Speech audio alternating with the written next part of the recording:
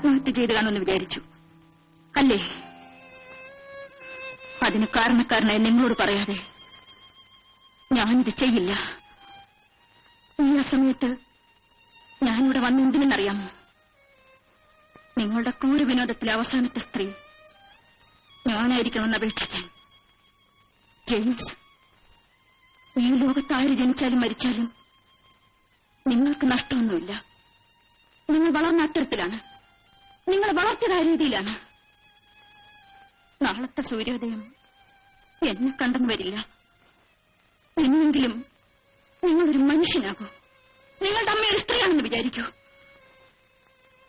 നിങ്ങൾക്കറിയാമോ, എന്റെ കുടുംബം വളരെ ചെറിയതാണ്. എനിക്ക് വേണ്ടി വിവാഹം പോലും ഉപേക്ഷിച്ച് വിങ്ങപ്പെടുന്ന ചേച്ചി, ഉറക്കം മറന്ന് രാപകലില്ലാതെ കഷ്ടപ്പെടുന്ന അമ്മ, അവരുടെ ഹൃദയത്തിൽ തീർക്കൊള്ളി കൊണ്ടല്ലേ നിങ്ങൾ കുത്തിയത്? നിങ്ങൾ പശ്ചാത്തപിക്കുമെന്ന് എനിക്ക് വിശ്വാസമില്ല. എങ്കിലും പരിശ്രമിച്ചു നോക്കൂ.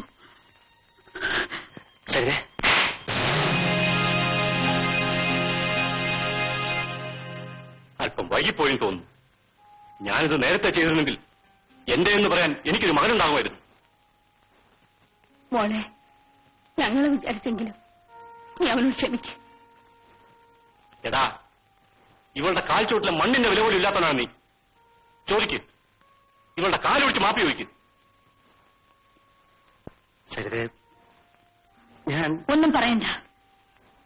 ഇനിയുള്ള നിങ്ങളുടെ താണ്ഡവം എന്റെ ശവത്തിലാവട്ടെ. എന്റെ ശവത്തിന് നിങ്ങൾ പോസ്റ്റർ ഒട്ടിക്കൂ.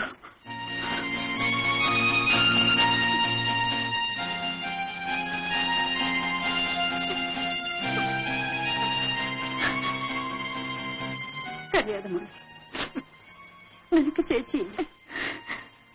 ചേച്ചി ചുമച്ച് തുപ്പുന്നത് വരെ നീ വിഷമിക്കില്ല. നിന്റെ സ്വഭാവം എനിക്കറിയാവുന്നത് കൊണ്ട് തന്നെയാണ് ഞാൻ ഉറങ്ങാതെ കാത്തിരുന്നത്.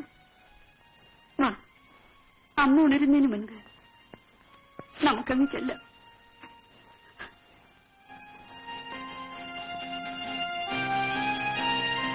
സാറേ, അടുത്ത ജന്മത്തിലെങ്കിലും ഇതുപോലുള്ള മക്കൾ ഉണ്ടാകാതിരിക്കാൻ പ്രാർത്ഥിക്കൂ. അഥവാ ഉണ്ടായാൽ ആ നിമിഷം തന്നെ കഴുത്ത് നിരിച്ച് കൊന്നുകളയണം.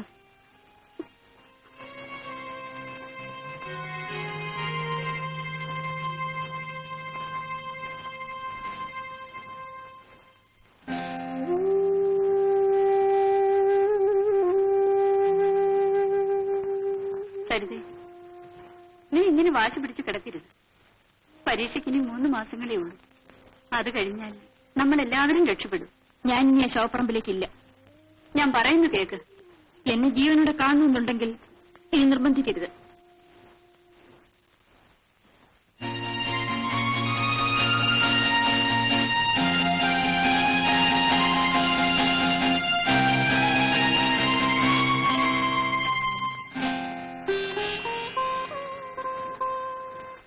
ചേച്ചി, ഇത്രയും കാലം ചേച്ചി എനിക്ക് വേണ്ടി കഷ്ടപ്പെട്ടില്ലേ? ഇനി ചേച്ചിക്കൊരു ജീവിതം വേണ്ടേ? ആ ചിന്ത നിനക്കുണ്ടായിരുന്നെങ്കിൽ നീ ഞങ്ങളെ അനുസരിക്കുമായിരുന്നല്ലോ. എന്റെ തലയിലെടുത്തുപോലെ കഴിഞ്ഞോളാം. ആ ശങ്കരനായർ കൊണ്ടുവന്ന കാര്യം ഒന്ന് ആലോചിച്ചൂടെ? ഇനി എനിക്കൊരു കല്യാണത്തിന്റെ കുറവേ ഉള്ളൂ. ചേച്ചി, നമ്മൾ ആശിക്കുന്നതെല്ലാം നടക്കാറില്ലല്ലോ.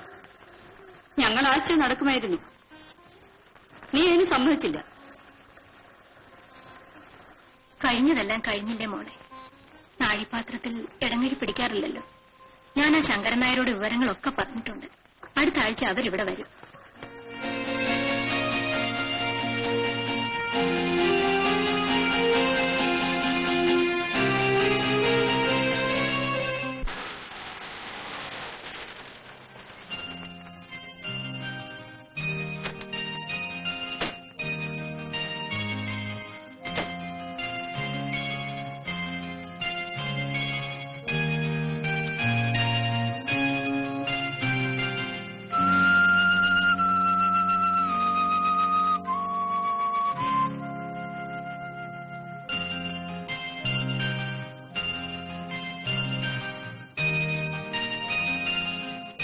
സരിതേ,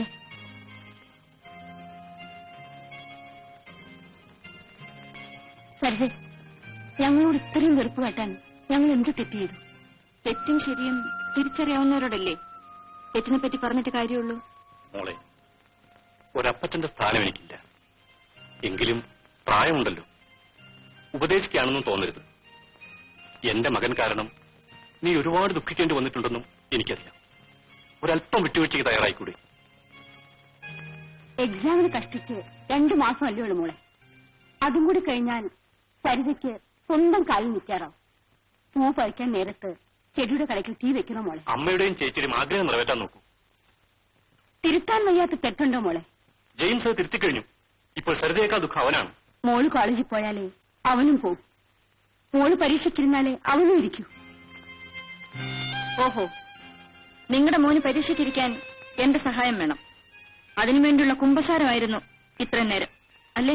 മോളെ, നിങ്ങൾ രണ്ടുപേരും ഞങ്ങൾക്ക് ഒരുപോലെയാണ്. നിന്റെ ഭാവിക്ക് വേണ്ടി ഞങ്ങൾ എന്ത് വേണമെങ്കിലും ചെയ്യും. എങ്കിൽ മകനോട് പറയൂ, കുറെ കൂടി പോസ്റ്ററുകൾ കോളേജ് പരിസരത്ത് ഒട്ടിക്കാൻ.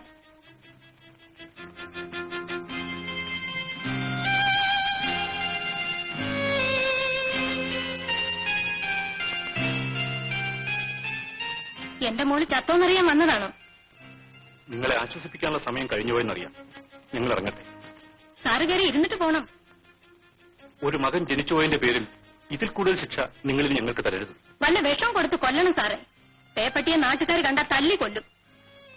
വന്നിരിക്കുന്ന വിശേഷം അന്വേഷിക്കാൻ. എനിക്ക് ആ മക്കളില്ലാതെ പോയത് നിങ്ങളുടെ ഭാഗ്യം. അമ്മയോടൊന്നും തോന്നരുത്. ആ മനസ്സ് വേവുന്നത് നിങ്ങൾക്ക് ഊഹിക്കാമല്ലോ. ഇതിൽ കൂടുതലും സഹിക്കാൻ തയ്യാറായിട്ടാണ് കുഞ്ഞ് ഞങ്ങൾ വന്നത്.